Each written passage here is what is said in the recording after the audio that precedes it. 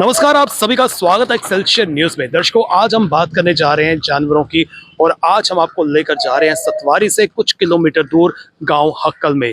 जी हां, जिस तरह से जानवरों की बात करें, हर कोई जो है जानवरों को प्यार तो करता है, लेकिन जानवर किस पेन से गुजरते हैं जब वो दुर्घटनाग्रस्त हो जाते हैं या फिर किसी बीमारी से जूझते हैं, तो उन्हें कितनी परेशानियों का सामना करना पड़ता है। तो तब जो है कोई भी हाथ जो है उनका नहीं थामता, लेकिन कुछ संस्थाएं हैं जो उनका हाथ थामती हैं। न केवल उनको शेल्टर देती हैं, बल्कि भोजन, उनका इलाज, उनको रहने की हर तरह की सुविधाएं जो है वो देती हैं। जी मैं बात कर रहा हूँ हाको एनिमल शेल्टर की, जो एक कश्मीरी पंडित माइग्रेंट फैमिली जो है लंबे समय से चला रही है।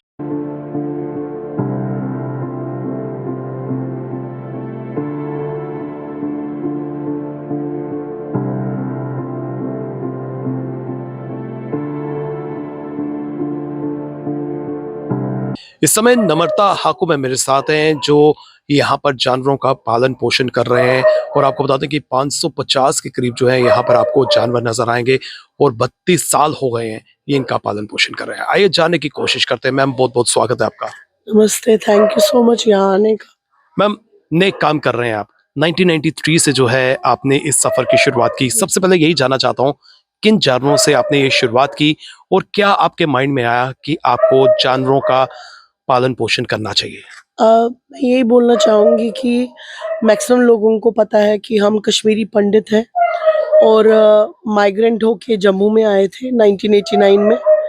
तो 1993 से मेरी मदर ने यहाँ के जो लोकल जो स्ट्रीट डॉग्स होते हैं, उनको केयर टेक करना शुरू कर दिया था। क्योंकि उनकी जो दयनीय स्थिति देखी थी, एक सिचुएशन, ना उनके पास खाना होता था, ना वैक्सीनेशंस थी। उस हिसाब से मेरी मदर ने ही स्टार्ट किया था ये 1993 से।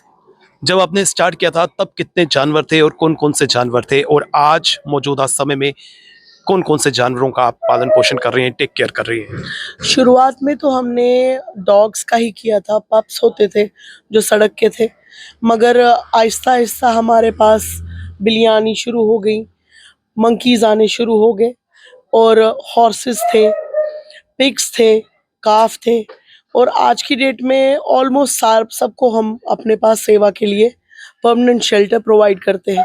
मैं ये बोलना चाहूँगी कि हमारा जो घर है वो डिसेबल्ड स्ट्रीट एनिमल्स का घर है, कि जिनको परमानेंट डिसेबिलिटी होती है, पैरालाइज्ड होते हैं, ब्लाइंड होते हैं, या जो घर से निकाले हुए बेचारे जो जानवर होते हैं, जो पेट डॉग्स होते हैं, जो बूढ़े हो जाते हैं, उनको हम परमानेंट शेल्टर प्रोवाइड करते हैं। जैसे कि आप शेल्टर प्रोवाइड कर रहे हैं, लेकिन फाइनेंशियल एड की बात करें, एक मुख्य भूमिका निभाती है। तो किस तरह से जो है फाइनेंशियल एड को पूरा किया जा रहा है? मैं आपको यही बोलना चाहूँगी कि जितनी डोनेशंस होती है वो भी कम है, क्योंकि पर डे का हमारा खर्चा 15 से 20 हज़ार रुपये है, जिसमें इनका खाना, इनकी दवाइयाँ, इनका डेली ट्रीटमेंट और जो ट्रांसपोर्टेशन का खर्चा आता है वो इसमें आ जाता है। इसमें लोगों का हमें भरपूर साथ मिल तो पाता है, बट जम्मू से नहीं मिलता, जे-एंड-के से बिल्कुल नहीं मिलता। वही लोग हैं जो हमारा काम आउट ऑफ जे-एंड-के देखते हैं या आउट ऑफ इंडिया देखते हैं, वो हमारा सपोर्ट ज़रूर करते हैं इसमें। क्या लगता है, क्या कारण है कि जम्मू के लोग जो हैं वो आगे नहीं आ पा रहे हैं? हालांकि आपके कार्य के जो है सराहना भी की गई, आपको कई बार जो है अवार्ड से सम्मानित भी किया गया। बिल्कुल। मैं यही बोलूँगी कि ख़ासकर कि जम्मू में एनिमल्स के लिए कुछ भी नहीं है। अगर आप देखें तो इंसानों के लिए तो थोड़ा बहुत था, क्योंकि यहाँ पे लोग उन्हीं को देते हैं जिनका वोट बैंक है।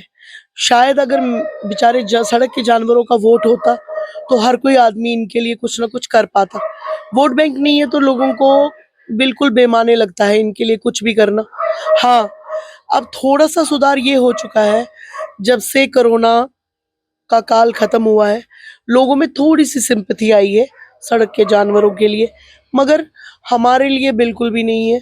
हम बिल्कुल ये रेयरली देखते हैं कि कोई यहाँ पे आएगा या हमारी कोई सराहना करेगा, ऐसा कुछ भी नहीं है।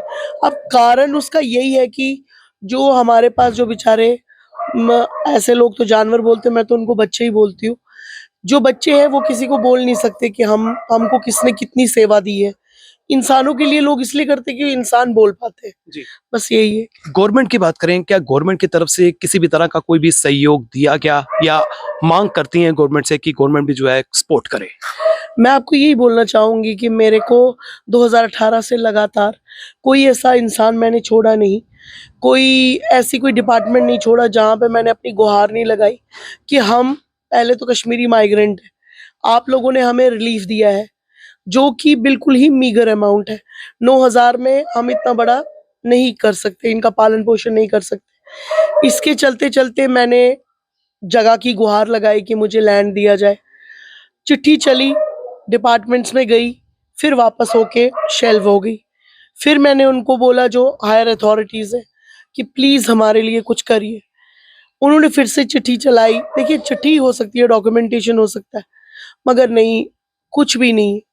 मैं आपको यही बोलना चाहूँगी कि जो इतनी बड़ी-बड़ी पॉलिटिकल पार्टीज़ हैं, मैं उनके पास भी गई, मगर कुछ भी नहीं है। उन सपोर्ट होनी चाहिए, आप चाहते हैं कि सपोर्ट जो है आपको मिले। बिल्कुल। मैं खर्चे की बात करना चाहता हूँ कि जिस तरह से मेडिसिन्स भी चाहिए, इलाज भी चाहिए, खाने के लिए भी चाहिए, पीने के लिए भी चाहिए, रहने के लिए भी चाहिए, तो मैनेज जिस तरह से आपने बताया कि कुछ लोगों का कंट्रीब्यूशन है, लेकिन वो ना के बराबर है। तो कैसे जो है डेली नीड्स पूरी हो रही हैं? मैं आपके माध्यम से लोगों को यही बोलना चाहूँगी, जैसे आप खाना खाते हैं, मेरे पास कुछ जो लोग हैं वो ज़्यादा हैं खाना खाने के लिए। जैसे आपके घर में कोई बीमार होके हॉस्पिटल जाता है, मेरे पास कुछ ज़्यादा लोग हैं जिनको दवाई चाहिए, जिनको ट्रीटमेंट चाहिए। मेरे पास अगर मैं अभी कुछ काम करवा रही हूँ, कोई शेड्स बनवा रही हूँ, जैसे आपका घर बनता है, वैसे ही मेरा घर भी बनता है। तो मेरे पास कुछ ज़्यादा लोग हैं। बस यही मैं बोलना चाहूँगी कि मेरे पास कुछ ज़्यादा लोग हैं, इसमें आप पूरा सहयोग दीजिए। हर बार हर एक मीडिया चैनल पे बोल-बोल के मैं थक नहीं गई हूँ, बट एक निराशा है कि मेरी आवाज़ क्यों नहीं जा रही है? क्या लोग सुन नहीं रहे हैं? क्या लोग मेरे किसी वीडियो को इग्नोर करते हैं? नर्मदा मैम, मैं आपसे ये भी जानना चाहता हूँ, जो जानवर आपके पास हैं, इनको क्या प्रोसेस प्रोसेस है, किस प्रोसीजर से जो है इनको आप अडॉप्ट करते हैं, यहाँ पर जो है आप रखती हैं? क्या लोग छोड़ जाते हैं या फिर आप सड़क से आप देखती हैं कोई दुर्घटनाग्रस्त हो गया है, उसको आप खुद कैप्चर करती हैं? किस तरह से जो है आप देखिए, एक हमारे बारे में एक धारणा बन गई है लोगों को कि ये अंदर सड़क के जानवरों को ले लेते हैं, खुद लाते हैं, बस खाली एक क्राउड दिखाना चाहते हैं और फिर बाद में उसको अडॉप्शन के लिए नहीं देते हैं। मैं आपको यही बोलना चाहूँगी, शुरू में हेल्दी एनिमल्स हमारे पास आते थे, उनको हमने अडॉप्शन के लिए भी दिया, मगर हमने इतनी खराब हालत उनकी लोगों के घरों में देखी कि मेरी मदर ने एक निश्चय कर लिया कि अब हम किसी को अडॉप्शन के लिए नहीं देंगे। अब जितने भी लोग आते हैं वो हमारे घर पे खुद आते हैं। हमारा प्रॉपर एक रजिस्टर बनता है जिसके ऊपर वो उन एनिमल्स को सरेंडर करते हैं। सरेंडर मतलब उनका राइट उस एनिमल के ऊपर खत्म हो जाता है। हालाँकि हम वीडियोज़ में भी उनको बोल देते हैं कि आपको इनका कोई अपडेट नहीं मिलेगा। वो भी उसमें खुश हैं क्योंकि लोग अपने पेट डॉग्स यहाँ पे छोड़ देते हैं, जिनको बीमारियाँ होती हैं, जिनको ट्यूमर होते हैं, जिनको लकवाग्रस्त हो गए होते हैं। बट हम अपनी सेवा से उनको ठीक करते हैं। इलाज की बात करें, तो इलाज कहाँ पर किया जाता है? घर पर आप करते हैं या हॉस्पिटल लेकर जाते हैं? किस तरह से जो है इनका इलाज किया जाता है? देखिए, मैं आपको ये बोलना चाहूँगी कि हमारी जहाँ हम रहते हैं विलेज हक्कल में, आगे एक डिस्पेंसरी है और बिल्कुल साथ में ही एनिमल हस्बेंड्री का एक प्रोसेसिंग यूनिट है। वहाँ से कोई मदद नहीं मिलती। अगर हम डिस्पेंसरी को अप्रोच करते हैं, वहाँ से कुछ मदद नहीं मिलती। इवन वो हमें गाली-गलौच करके निकाल देते हैं। बोलते हैं हमारे पास टाइम नहीं है। रह गया अब एक वेटरनरी क्लिनिक जो प्राइवेट है, जो कि छन्नी में है। अब आप डिस्टेंस देखिए यहाँ से छन्नी कितना मुश्किल है जाना। बट मैं पिछले 2013 से एक ही वेटरनरी क्लिनिक जाती हूँ, जहाँ पे मुझे दोनों डॉक्टर्स जो एफिशिएंट दिखते हैं। एक फिजिशियन है और एक सर्जन है। मैं ये भी बोलना चाहूँगी, हालाँकि उन्होंने मुझे मना किया हुआ है।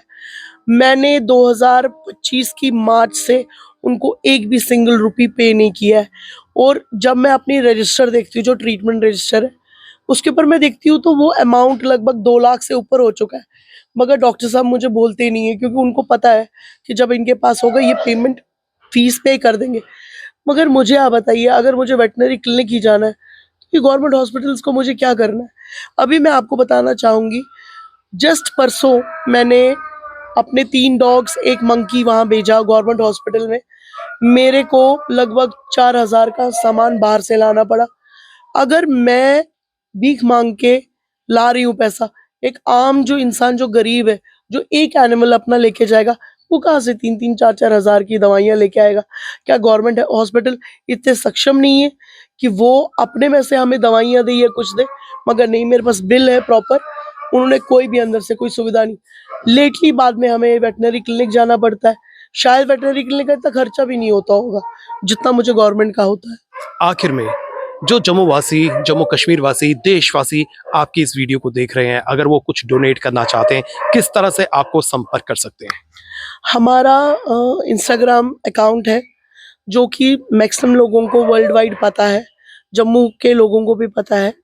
अगर आप कुछ भी देना चाहते हैं, आप खुद आइए, खुद हमें दे दीजिए। अभी हमारी कंस्ट्रक्शन हो रही है, यहाँ पे आप मटेरियल दे सकते हैं, दवाइयाँ दे सकते हैं।